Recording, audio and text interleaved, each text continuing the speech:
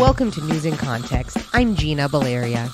In this episode, we explore the First Amendment aspects of voting, elections, and campaigns.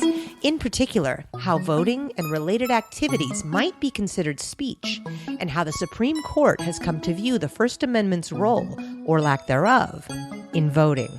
My guest is Lata Nott, Fellow for the First Amendment at the Freedom Forum, and Deputy Policy Director for the voting rights organization, State Voices. Welcome. Glad to have you on. How does the First Amendment play a role in U.S. elections? Well, the First Amendment protects a lot of activities that are related to voting in elections. It protects expressing your political views in your polling stations and signing petitions to put initiatives on the ballot. It protects receiving news coverage on various candidates. It affects how candidates are presented on that ballot. It does all of these things that are adjacent to elections, but it stops short of protecting voting itself. Some of my favorite voting rights lawyers, like Armin Derfner, who is a big proponent of the Voting Rights Act and a hero of the civil rights movement, he said once that it just seemed kind of obvious that registering to vote and casting a ballot, that those things are acts of free speech and should be protected under the First Amendment. But, that's just not how the Supreme Court sees it. It does not view voting regulations in the same way that it views speech regulations. So I've always thought that even if you don't consider voting to be speech, it just seems kind of strange that the two concepts are considered so differently under the law. Right. Why do you think that is? Why do you think voting doesn't get that protection? It's hard to say one reason why that is. Except that that's just how the law developed. And there's a lot of pontificating I could do, it reflects how we're kind of ambivalent about democracy in general and everybody having the right to vote. Or it could just be that we have this idea that's come up that voting is a privilege and not a right. Why that is, again, I think that's kind of an anti-democracy sentiment, but suffice to say, that is the way it is, unfortunately. And that's how I feel about it as well. But when you look back at the history of voting in the U.S., it started out restricted. It started out with just white landowning men. So even though it feels obvious to you and obvious to me that it's a speech issue, that wasn't how the Founding Fathers viewed voting. They really did see voting as this privilege. So I'd love for you to talk a little bit about how voting was conceived of initially and how it's evolved. You're right. In the founding of our nation, the founders, they didn't believe in universal suffrage. They believed in suffrage for white landowning males. They were generally kind of distrustful of this idea of majority ruling. They actually feared that the Democratic majority would be tyrannical and would run roughshod over all the things they held dear. That's why in the original Constitution, people don't vote for senators in their state. Their legislature selects the senators. Most of the framers of the Constitution were yep, nope, absolutely, that makes sense. We love that. They're very ambivalent about the idea of democracy. I would say that a lot of the things that we think of as enshrined in the Constitution, I'm not really sure if the framers thought of free speech the way that we think of free speech. And I don't think that they thought of the right to bear arms necessarily the way that a lot of people think of the right to bear arms. Their views were a product of their time and their own biases and things like that. I'd like to think that we view the right to vote today as something where it's just, if you're able to pick your representatives, then they can serve your interests. If you can't pick them, then they're not going to serve your interests. And it's kind of as simple as that. And I am not sure if that is exactly how the founders viewed it, but I do think that we've kind of come a ways since then where that's how we think of voting. Even wherever you are in the political spectrum, I think that there's this idea that it's really important to be able to choose the people who represent you. And that's why the right should be enjoyed by more than just a handful of people. Right.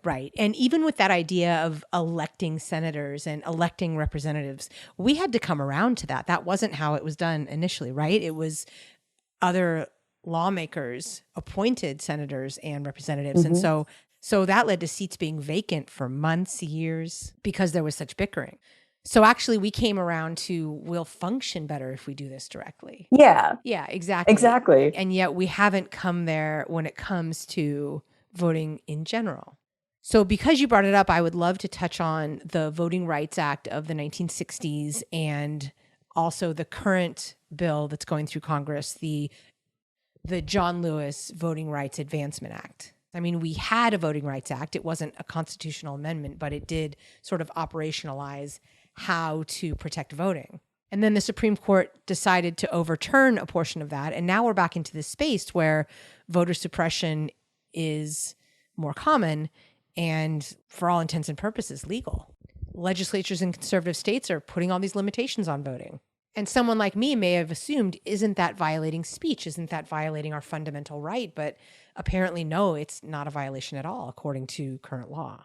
So I'm wondering if you can address what the Voting Rights Act of the 1960s did for voting and the act of voting as free speech and where we're at now. Voting was guaranteed by the 14th and 15th Amendments. They guarantee the right to vote, or at least they guarantee that states can't take away the right to vote on the basis of race, color, or previous condition of servitude. They can't do that.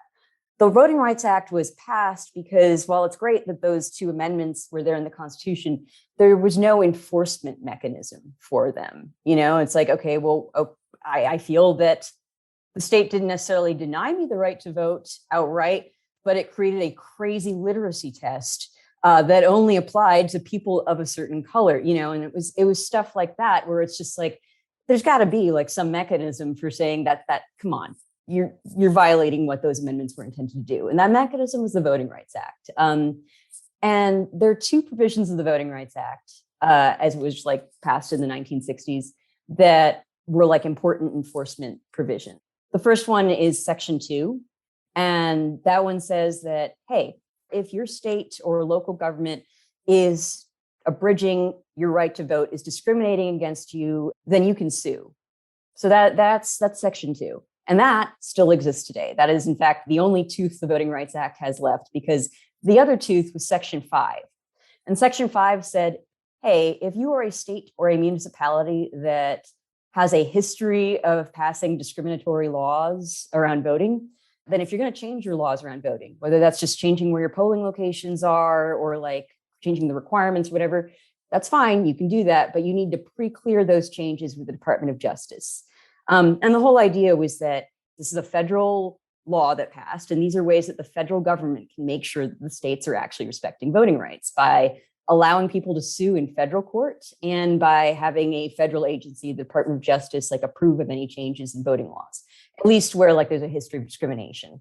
2013, the Supreme Court invalidated Section 5. So now all we have is Section 2. What occurred with regard to effects on speech after 2013? The Brennan Center, they recently released a report about how since 2013, the racial turnout gap in jurisdictions that were previously covered by the Voting Rights Act, it increased. It increased a lot, so that you are getting far less turnout of Black voters as compared to white voters.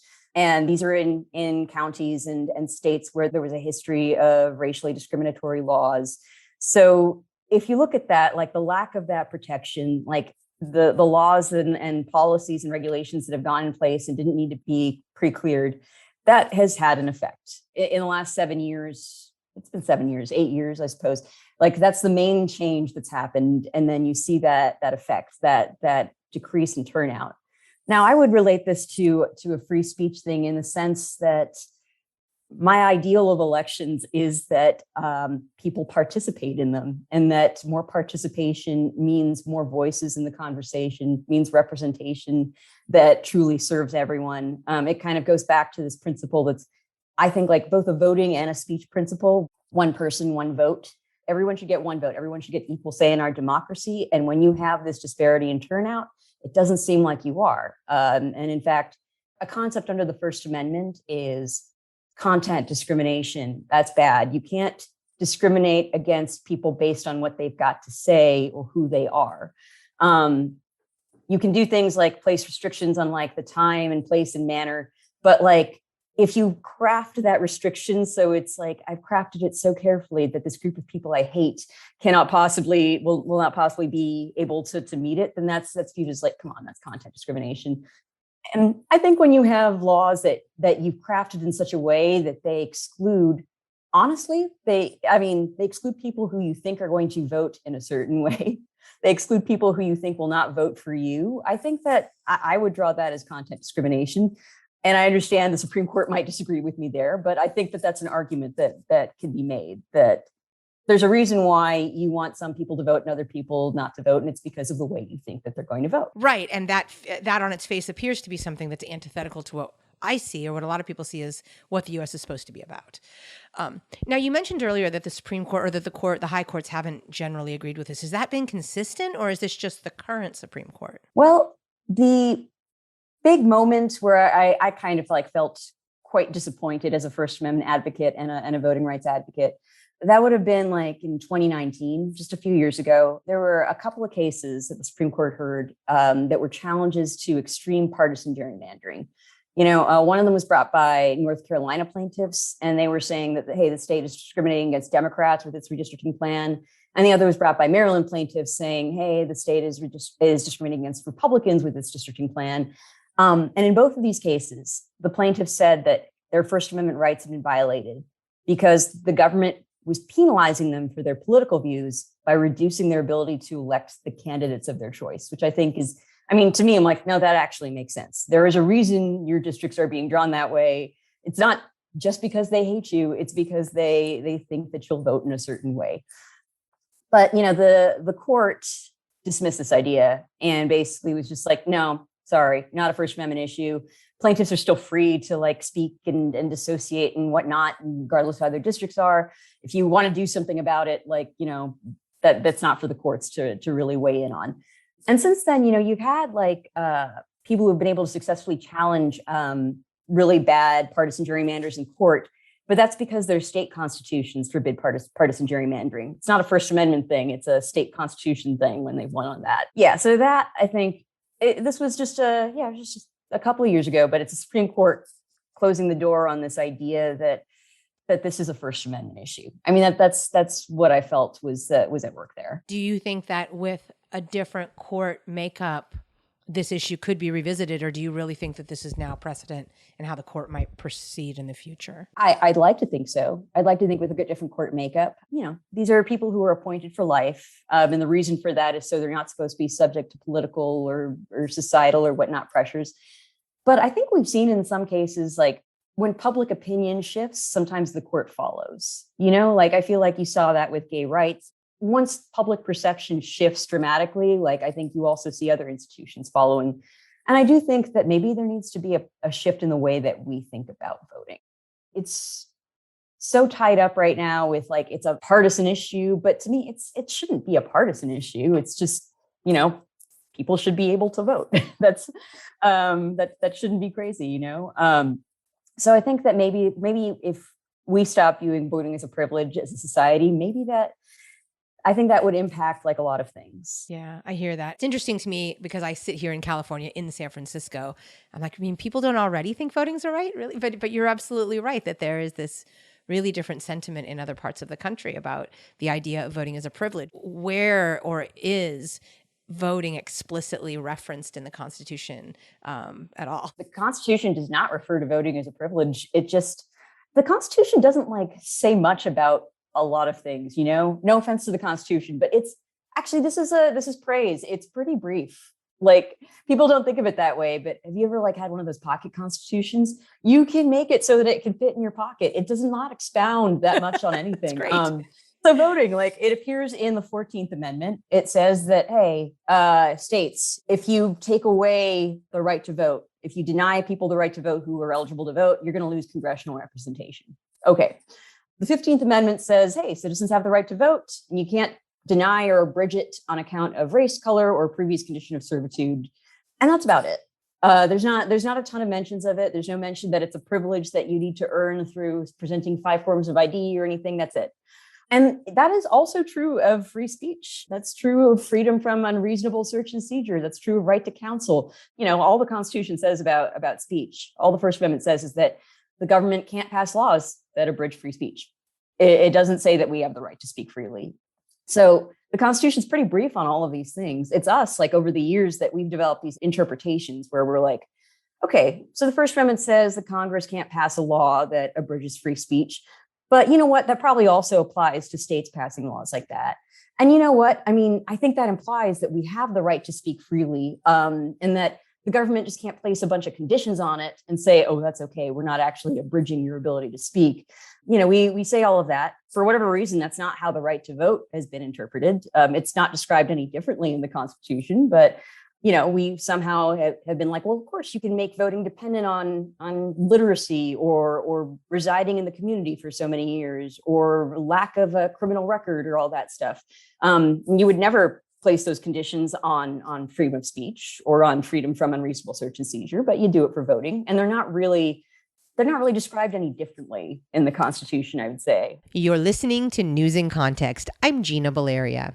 We're talking with First Amendment expert Lata Nott about the role of speech in voting. You brought up gerrymandering, but the role of money in elections and the role of special interests, because this is, I think, another piece that we have to talk about that informs us or misinforms us. And there is actually now a Supreme Court case, Citizens United, that gives money a voice or gives corporations a voice in a way that we didn't and I hadn't conceived of until that moment. Would you talk a little bit about sort of the role of money, the role of corporations, the role of special interests, and maybe how to, or is there a way to balance that with the idea of getting straightforward, nonpartisan information? You mentioned Citizens United a little over 10 years ago, I think that was. The Supreme Court said that money is speech, or like more accurately, it said that you can't place limits on how much money people and corporations can donate to a campaign, because that's placing limits on their political expression. And it's one of those things where you look at that and you're like, it's a legal argument. I've read the legal argument. It's not a bad legal argument, I mean, you make the analogy that it's like you can't place limits on how much the press can spend in its reporting. In the same way, for a lot of people, a part of their political expression, their activism is donating to campaigns. It's one of those things where you read the argument and you're like, yeah, no, I understand. Like, I'm going from point A to point B. But the practical result of that is that you dramatically expand this already outsized political influence of wealthy donors and corporations and special interest groups. So I can't say that I'm a huge fan of that. It does run contrary to like the principles of democracy that we've talked about, like the idea of one person, one vote, because money amplifies your vote, right? The things that I like to counter to this effect are like other practical reforms that practically change the landscape, like publicly funded elections would help counter the influence of extremely wealthy donors, and things that empower small donors, like matching smaller dollar donations with like public funds, or just laws that like ask for more transparency in election spending. Many of these are actually built into like the For the People Act, which passed the House of Representatives and was recently filibustered in the Senate. An offshoot for me of the whole money in politics is the social media angle, because social media is sold to us and we all kind of thought it would be, oh, it's going to democratize everything. But instead, it is, again, corporate interests with quite deep coffers deciding how information gets to us, what the algorithms are, what we see and don't see. And we have some choice, and I get to decide who I follow and who I like and all of that. But otherwise, I can't control exactly what I get in my feed. So to me, social media has sort of become another offshoot of this moneyed interest, or this interest of power, influencing the electorate, but in a way, maybe a little more insidious, because there is an assumption that I get to control my social media space and that it is democratized. I think about this a lot, and I'm kind of all over the place on it, because, all of what you said is true, that you have this setup, this like information infrastructure where like you're getting a lot of information, but a lot of like what you see is controlled by algorithms and companies and things like that, things that we don't quite understand. And there's a question like, how much does that impact like what we know about the world around us and about our behavior and all of that? But I mean, there's a tendency sort of to like look at social media and be like, you were the cause of all of this. Whereas it's like, we've always gotten our information from others, and how we decide whether that's good information or bad information, I feel like we've always been, maybe not, by we, I mean human beings, I guess, not the greatest at that. There's always people trying to take advantage of that fact. And I read this I think it was in Harper's. It was like this article about fake news and just basically our reaction to like knowing that there was all this fake news circulating around the time like the 2016 election was to say like this is the thing that's bringing down democracy. But that might be more of like a symptom than the cause. So it's hard to say like how much like social media itself like impacts how voters think versus like maybe you're just learning how a lot of people you didn't really come into contact with think. I totally agree. I want to explicitly talk about the California recall now. At the time of this airing, the recall will have just happened. What really caught my attention was Erwin Chemerinsky's op-ed about the fact that we could make a case that the California recall, as it is structured, is unconstitutional because it doesn't allow for a majority to choose the leader of the state. And I was fascinated by that. And I've read some subsequent articles that say, no. But I'm wondering, what are your thoughts on the California recall and some of the conversation happening about it? Well, I'm actually from California, although I live in DC now. So I have a lot of thoughts about it. My whole family, they voted early last week, I believe. And, I read Chemerinsky's op-ed and I read many of the responses to it. And I understand, like, the argument Chemerinsky's making is that you've got these two questions that you're asking. First, do you want to recall Governor Newsom? And second, if you are going to recall him, who do you want to replace him? And, the governor cannot be one of the replacement candidates for himself, and according to the law of recalls, I guess. So the argument that Chemerinsky and like others have raised is that, well, you can recall the governor, a simple majority vote, but you've got how many candidates are on the? It's like 47 or something like that. Yeah, you've got 47 candidates. So all the replacement governor needs is a plurality, even like a little plurality. As long as they get more votes than any other candidate, then they're going to be the governor of California. And a plurality in this case would be less than 3%. Oh, you would need 3% with 47 candidates to get a plurality. Right. So Chemerinsky wrote this op-ed saying, that violates a central principle of democracy, one person, one vote, that you can have a candidate who is going to be governor of California who had less support than the current governor, who was elected in the last election by, like, I assume, a much larger electorate, because special elections, like, notoriously, you don't get too many people coming out to vote. I think that there is a lot of screwiness there. And my legal opinion is that the California recall laws are really goofy. You can quote me on that. They are goofy. That's my legal opinion. Now, there was a lawsuit on these grounds, and a federal court was like, actually, no, this is not unconstitutional. It definitely violates the principle of one person, one vote. But so does the Electoral College, I've always thought. So, there's a question to how far that principle takes us legally. My view, I guess, is not that like it might be unconstitutional. It might not be, but anything that leads to that ridiculous an outcome, like it's kind of like the money in politics thing, where it's like you can make the argument, absolutely, a really good rational argument that money is speech and shouldn't be abridged, but then it's like the practical outcome is like, that doesn't seem quite right.